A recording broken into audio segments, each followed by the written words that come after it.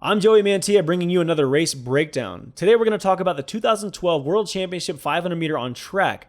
That's 4 different athletes in that final, 4 different strategies, 4 different aspects. Each time I go through this breakdown, I'm going to focus on a different athlete, talk about what it was like to be in their shoes, talk about what they did well, what they didn't do well. And the cool thing about today's breakdown is that we're on a parabolic track and no longer a flat track. So there's a lot more things to talk about versus just having one line. So let's get right into it, 500 meters. Okay, first time through, I'm going to talk about the general overview of the 500, and then I'll go back and do individual breakdowns. On this first time through, I want you to pay attention to what's going on second, third, and fourth place, so when we go back through, you're aware. Now, winning a start in a 500 meter on a parabolic track is important, but it's not everything. It's not like a flat track where you can control just by rolling in, running out. If you do that here, people are going to go around you immediately. It's all about raw speed on a parabolic track, and oftentimes it's about race sense. Now, the leader doesn't have to ever change his positioning on this because he has an amazing teammate, but he had to do a lot of work and he was putting down a lot of speed to make it super uncomfortable for everybody in the pack to pass. And that just kept him safe. Along with having a great teammate, he walks away with a world title, and it was a great race. Textbook, parabolic 500 meter. Next time through, we're going to take a look at Andrés Muñoz. 2 things were really impressive from Muñoz in this race. 1, he was fearless. He was not afraid to lay it down from the gun, and that's why he won. And 2, he had exceptional awareness. He was able to use his peripheral vision, like here, to make a decision on where he was going to enter and exit the turns. He knew nobody's going to come by him on that front stretch. He was accelerating too hard, so he decided to take a middle route, which is fast. He's going to build up a lot of speed, hit that hump coming out of the corner, and he's going to do the same thing here. Take a high route. He can look down, he can see his teammates behind him. He feels comfortable, he feels confident. Coming down the front stretch, he can use his ears. He knows people aren't right behind him, so he's going to take the high route again. He knows it's the faster line. Now he can hear the French guy coming up the inside. It's going to make him bobble a little bit. His legs are starting to get a little bit tired, as they should be. He's been going 100%. He knows people are close now. He's going to drop down, protect the line, no longer take the faster line. Keep an eye on the inside, start floating over, close off that passing lane. And that's just a textbook World Championship 500 meter. It couldn't have been raced any better. Okay, now we're going to focus on the guy all the way on the wall, Matthias, German. He's going to have a little bit of a problem here in this race because he doesn't think too far ahead in terms of what's going to happen when he comes out of his pass.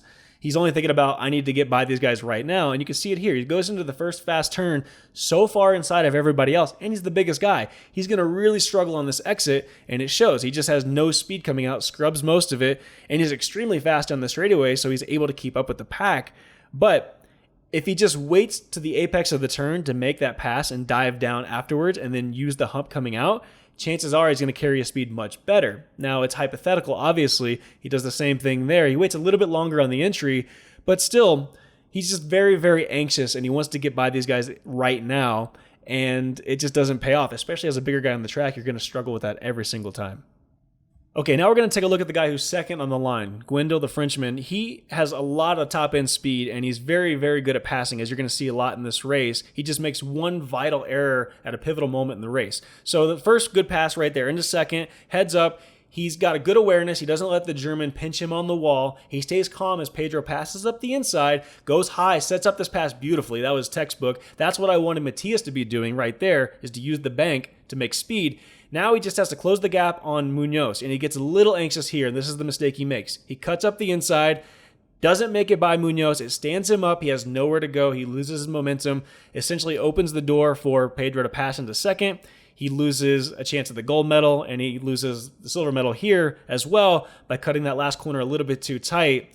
And there's just not much you can do when you make a big error like that in the 500. All right, best for last, Pedro Causil in third. I say that because I think he had the most impressive performance in this race, being a great teammate, keeping Muñoz safe without cheating, and also just reacting and throwing some incredible passes. Now, he's in fourth place going into this first fast turn. Look how high he is. This is where you want to be to set up and create the most speed. Slingshot down the backstretch. That was textbook. That was Parabolic Racing 101.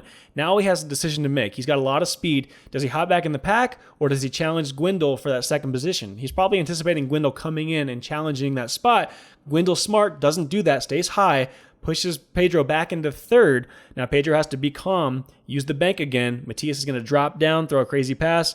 Right there, that's a sweet spot of the track. If you can slingshot yourself from there, you're going to create so much momentum, and he does. Takes advantage of Gwendal getting stood up, pops into second, comes out of this turn. Both Colombians do a great job right here. I want to call out where they are on the track. This is the hump. Look where the other two guys are compared to the Colombians. And then coming down the final stretch, they use that hump for all the momentum, and they end up with first and second. And it's just beautiful parabolic racing and a wonderful race to watch. All right, to finish up, let's talk about one thing we learned from each skater. From Andrés Muñoz, the world champion, we learned that awareness is key. Use the eyes, the ears to take in information, and use that information to pick which lane you're going to skate in. Don't just go out and skate any track all willy-nilly. From Matthias, we learned that you want to be patient on your passes. If you're a bigger guy especially, you can't just dive bomb going into the turn, because coming out of the turn, you're going to lose so much speed. Be a little bit patient, use the bank, and try to set up that slingshot coming down the backstretch. From Gwendal, we learned that you need to be patient at the end of the race in terms of not taking that shortcut when you have nowhere to go. And what that means is, as you get down to the end of a 500 meter and you're starting to panic a little bit, just because somebody has a little bit of a gap on you doesn't mean you should just cut the corner off. Maintain your speed. Speed is very, very important on a parabolic track. And when you have the speed, then you can make another pass. But he essentially gave that up.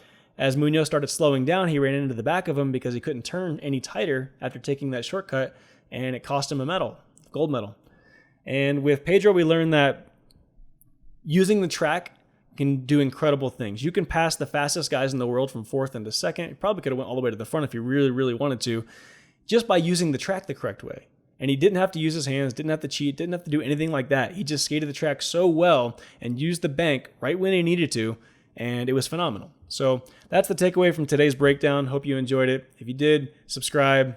You know the drill. Thanks for watching.